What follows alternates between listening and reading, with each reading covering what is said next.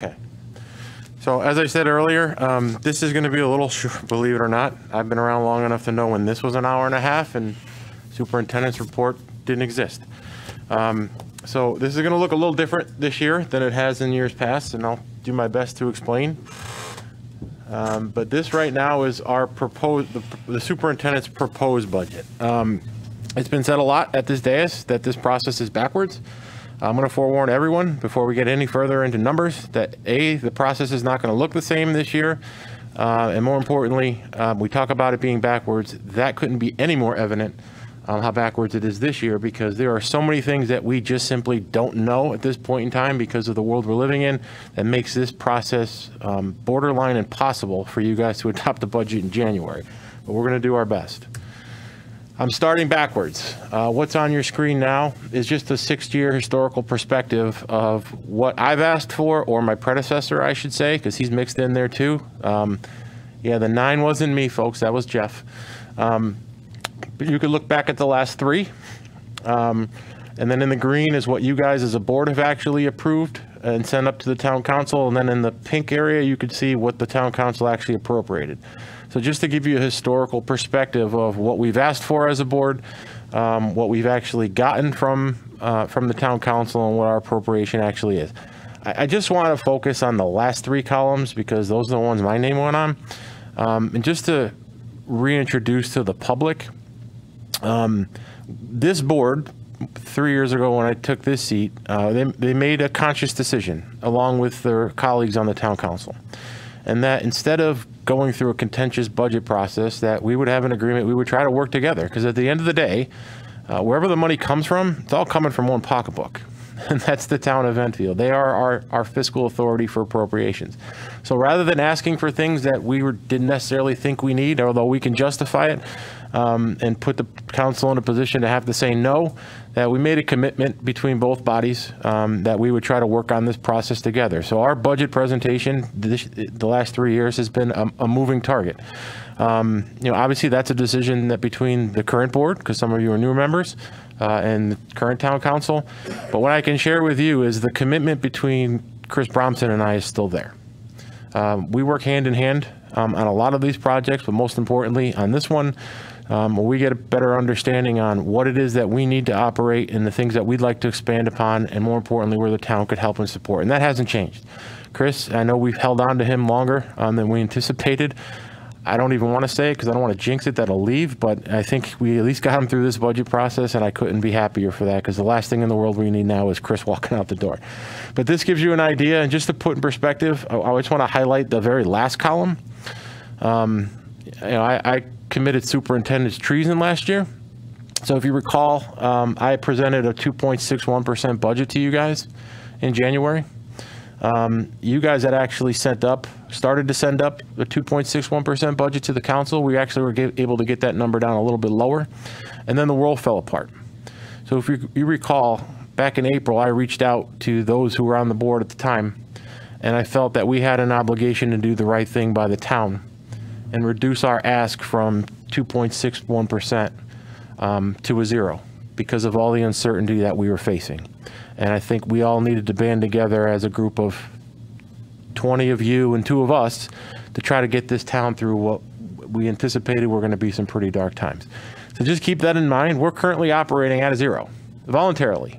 My superintendent friends weren't happy that I did it voluntarily, but again, I think I've proven tonight, if people aren't happy, I'll deal with it. These are unusual times.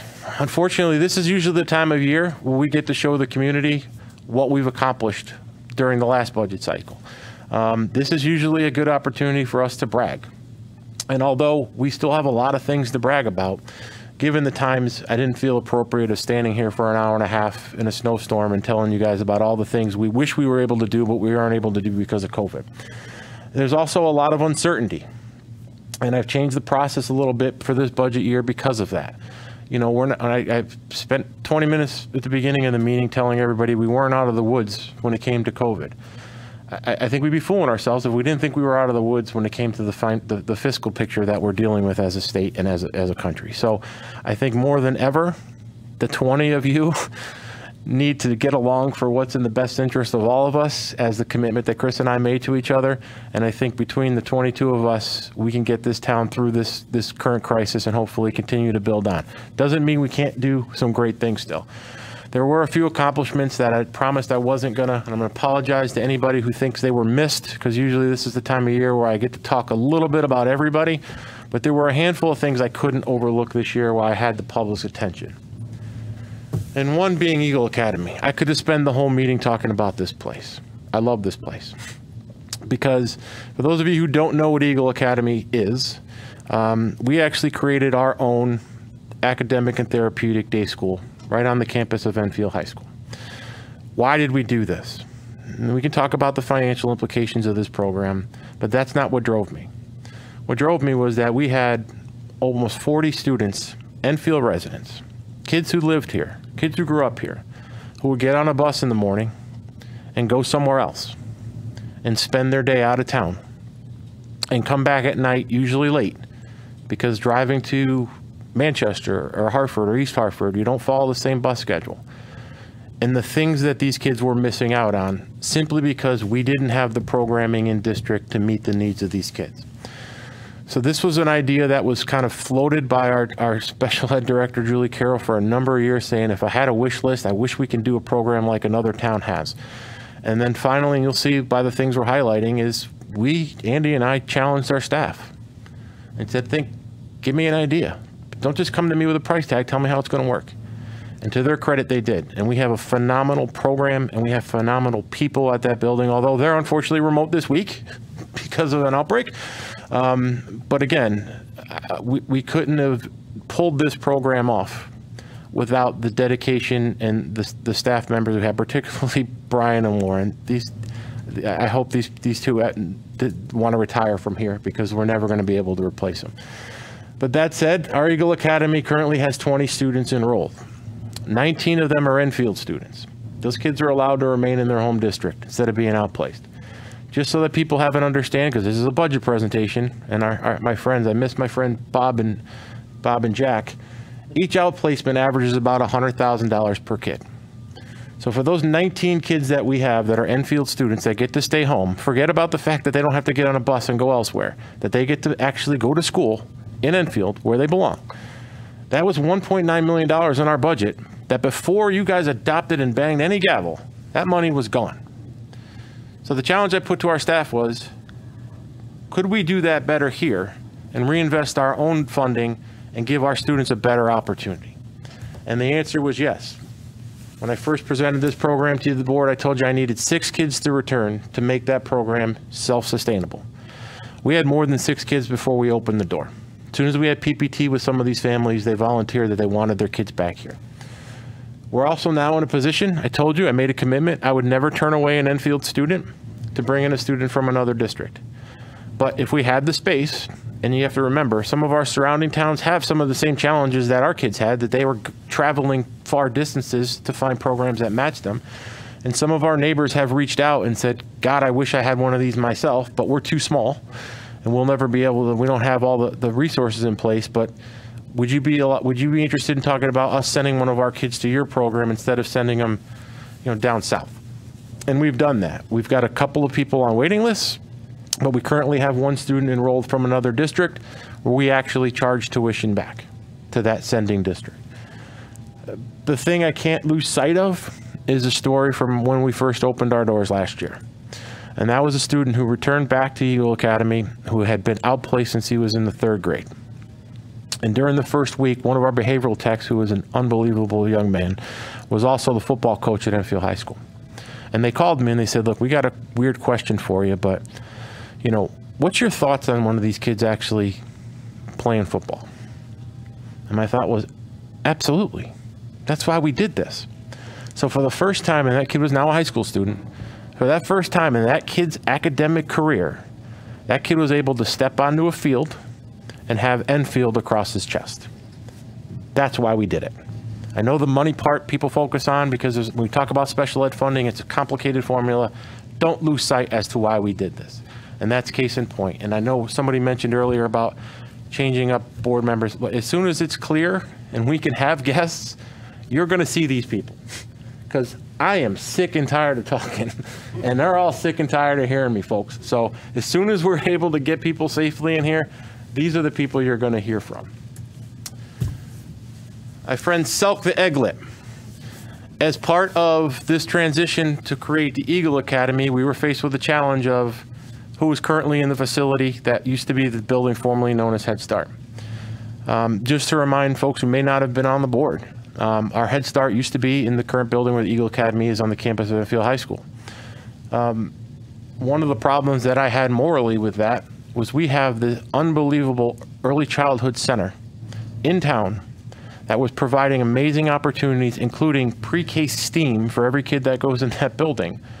But we had a population of kids, because of geographics, were not getting an equitable program simply because they weren't in the building.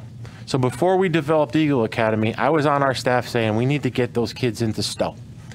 So the creation was what already existed as the Stowe Early Learning Center, but what makes this building so special is not just that we have, sorry Brian and Lauren, but Jacqueline is a ray of sunshine, so she gets all the credit in the world. Listen, there's a theme here. We hit the jackpot on staff, folks, and you're going to hear about it throughout this, the highlight that I'm going to bring in tonight. But by bringing the right people in place and having a vision that's well beyond anything the two of us can do, but having the faith and support that they're going to build something amazing has paid dividends. We're not the only ones there. If you don't know, Stowe Early Learning Center doesn't just house Head Start now, doesn't just house our pre-K STEAM programs, our Smart Start programs, but the Family Resource Center is there, Kite has their office there, and ECDC is our partnership, where they're in the building as well. This is a community building, a community center, that prior to COVID, on a weekly basis, we were getting visitations from not just other school districts, but other very large cities and municipalities on something is right in Enfield. We want to model that for what we can do in our own large urban areas. I can't give you the name, but you can figure out in our area who the biggest cities are. I say that it gets mentioned in the first that the community model is becoming a center for state recognition. You know, a week doesn't go by during normal times where I'm not being asked by someone to either show it to them or come talk to them about what we're doing at Stowe. And I put in there possibly nationally because although not confirmed, our current or soon-to-be education secretary is also well aware of what we're doing at the Stowe Early Learning Center and has been more than impressed with it during his tenure as state commissioner. So we'll keep our fingers crossed that we're talking about this in DC someday.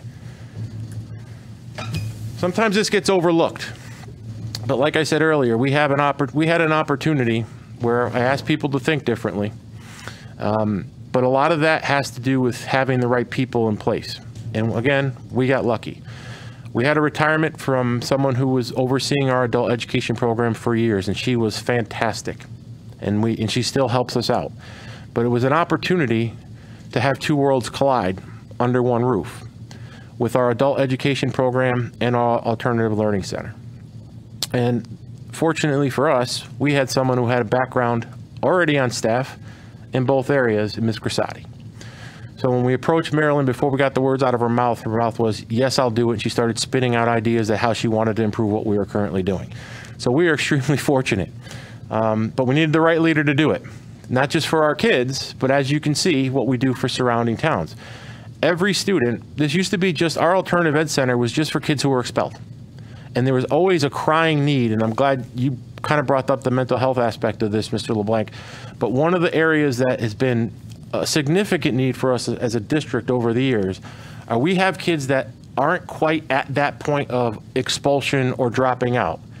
But we know they need some different programming or some different attention so we could catch them before they fall. We knew the need was there. We never had anywhere to send them. We do now. Because if there's a kid on the brink, Marilyn's taking that kid. And Marilyn's fixing that kid and getting that kid either back in mainstream or making sure that kid graduates. And there are more models than not. At some point, this would be an entire board meeting for Marilyn to come and bring some of her former students back to tell you how much Marilyn and that program have helped them get on the right track for their futures. But what we also noticed was every other surrounding district around us had similar issues. They just had nowhere in their own district to put them. Fortunate for us, we had space because the program is now housed over at the annex.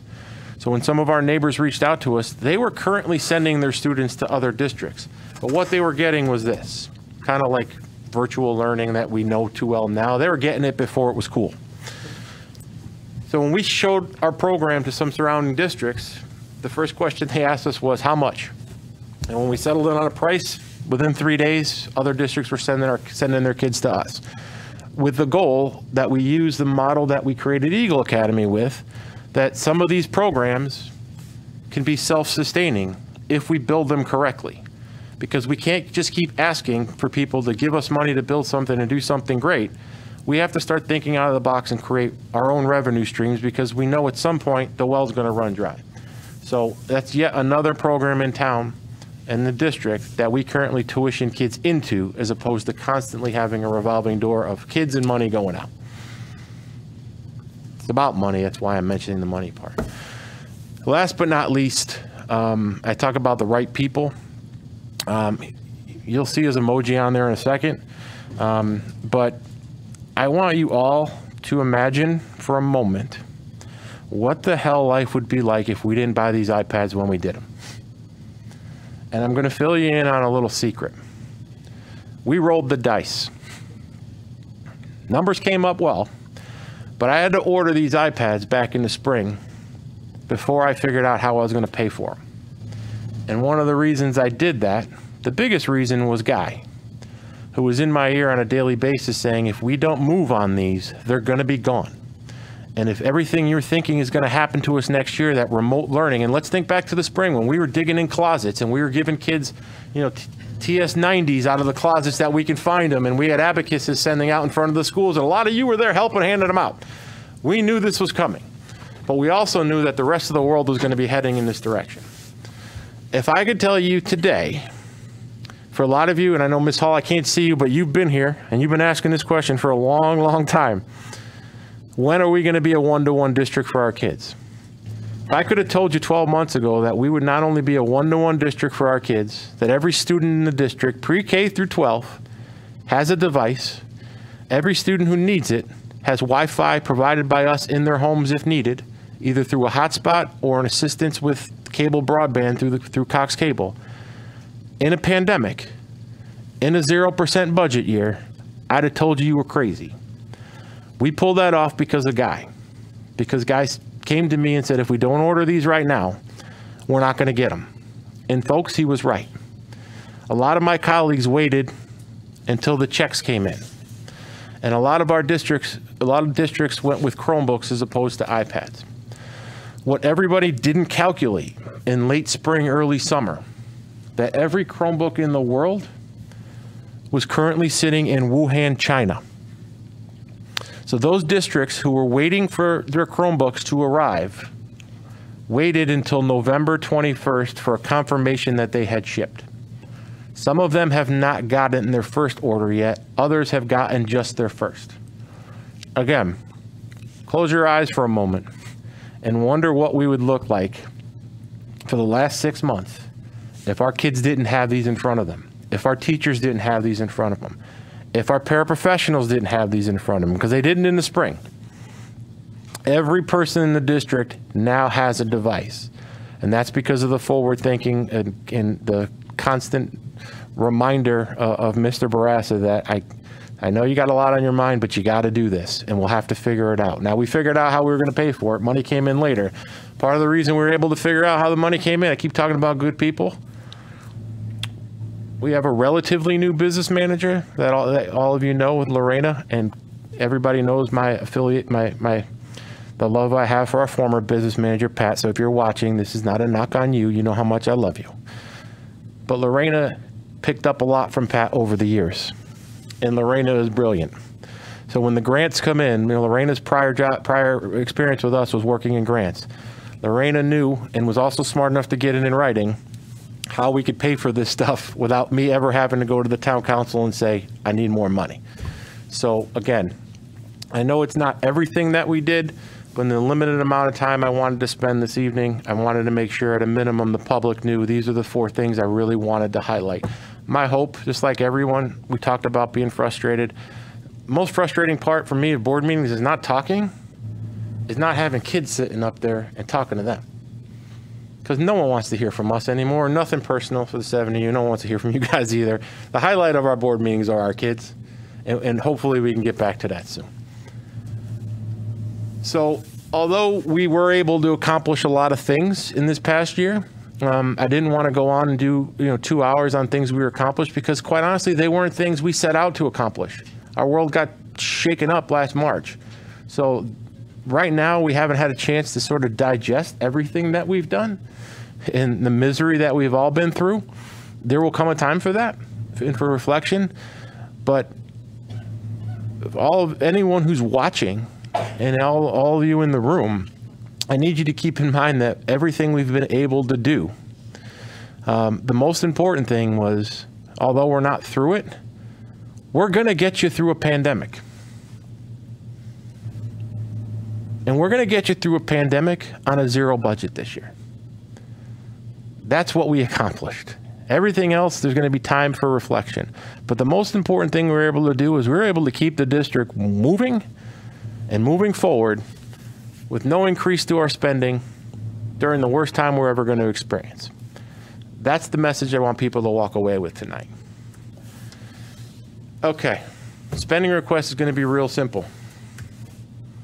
Hold on. See, Guy is good at a lot of things. Here's our little chart. Doesn't make sense right now because I didn't hit the button. Is it a sundial? Yeah, well, normally the chart looks a little different. The chart usually has more pieces of pie.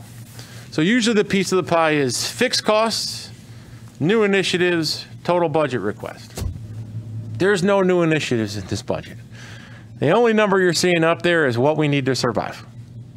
That's it. I couldn't in good conscience move forward to say, we got to add this, add that during this budget cycles, particularly we're dealing with relatively high numbers.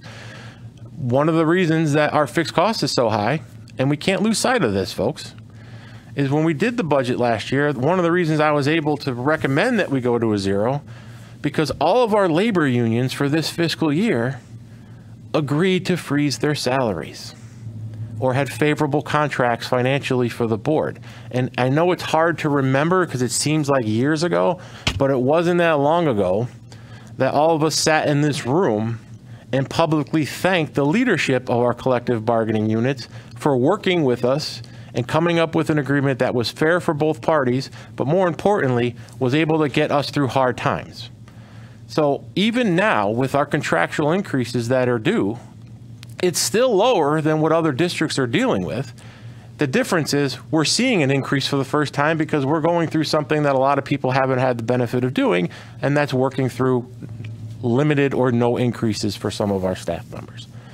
But that's all that's in there.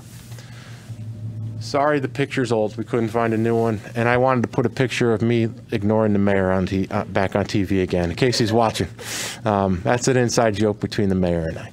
So, look, last year, if you guys remember, we talked about this earlier. We asked for 2.61%. I want everyone to remember, it was my idea that we go back to the council and trim that down to nothing. Because at the time we were making that decision, the financial picture for the continuity of government in this town was not looking very good. And we were able to work together, and if there was a recent article in one of the papers how we survived this, and one of the reasons we survived this is we worked together and we made sure that we all realized the money's coming from the same place, and we gotta be there for our friends and our neighbors to make sure we all get through this. But we were in a position to be able to do that because we were also saving some of our own money.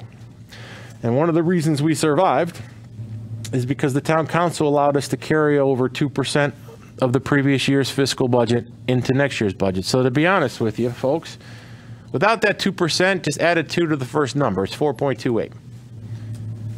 I've included the 2% carryover. Now, how are we able to do that? There are some of my old friends who aren't here tonight that would say, well, if you had 2% in your budget, you didn't need it in the first place. There may be years where that might have been right. But I just told you where we got the money. 1.9 of it is money we're not sending elsewhere. And there's more where that came from. Instead of, in one of the reason I started with the slide that I did was reminding about the relationship that Mr. Ungerheimer, I'm glad you mentioned, was building relationships are important because when you build a relationship, you establish something. Trust. We're past the days of thinking the Board of Ed is hiding money to not give it back to the town council. We're not going back there, folks. What we know is if we're fiscally responsible, which we now have a 3-year track record of doing, then the council can trust us to say, save your own money. And it's like as one councilman said to me last year, so let me understand this. We let you save the 2%. That means you're saving your own money and that's less money you're going to ask us for. Why would we say no? Well, he's right. Why would you say no? So again, I'm going to be in a position to ask, at least in my proposal, that the town council allow the board to carry that over again because it's in everyone's best interest. Again, fixed costs. This slide is on there every year. I left it because it's no different than the pie. It's the same amount of money.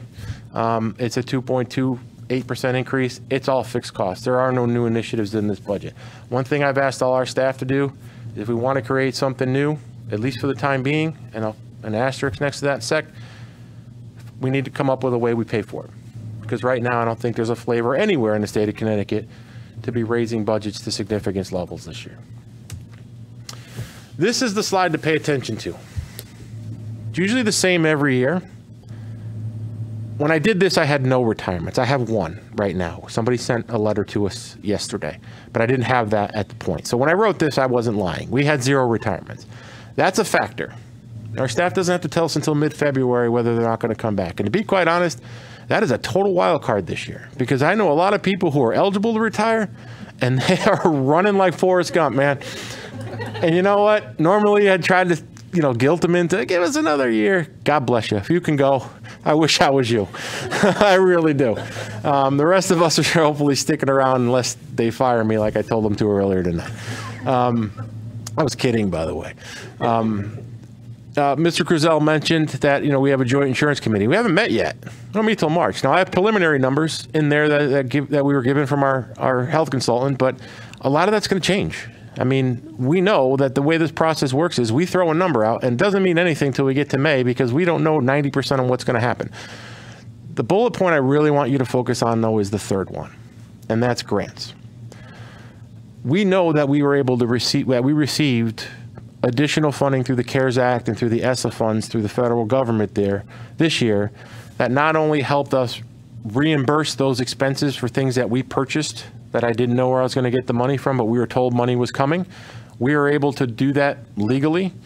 But we also are being told that there's a second round of these funds that are currently in Hartford. And we're also being told that they might be higher than what any of us anticipate. The challenge is, I don't know how much it is. So until I have a check in my hand, or at least somebody saying this is what you're going to get, I don't want to put any commitments in there for that. But going back to that original number, the increase is $1.6 million. That's what 2.28% is. As these unknowns start to come in, what we've done over the past 3 years was we reduce that ask based on the other factors that are favorable to us. So if we get an extra $600,000 in grants, then that's $600,000 less that we have to ask the council for, et cetera, et cetera. I'm making the numbers up. Right now, I sat in a meeting today for an hour and a half where everybody is telling us, hey, there's a lot of money coming down the road, but we don't know where it is or how much it's going to be. But we're all being told it's going to be there. And I mentioned Washington earlier. Don't think I'm not going to use that number for that either. But that said, everybody needs to just take a breath because we don't know what this is going to look like. It is not going to look the same as it looks today when we have to sit down with the council again in March and April. And then again, we're also being told that, and I know Joyce, you had asked me about the blueprint that CAPS had endorsed. One of the recommendations CAPS had made was that the state actually fully fund our excess cost grant. The state has never kept their promise for funding special education. You always hear that it's at 80% this year, is it 70% this year? I have no idea what that number is going to be. But what I do know is I'm not banking on 100% of it at the moment. Now, there's a lot of chatter that we're going to start seeing money in that area as well. That said, it's all to be determined. All right, Mr. Peabody, I left your slide. but I left it for a good reason. What this budget represents is we keep everything we have. I'm not cutting a staff, and I'm not cutting a program. I'm not cutting anything for our kids. There may come a time where we have to make tough decisions at this table. I'm not denying that.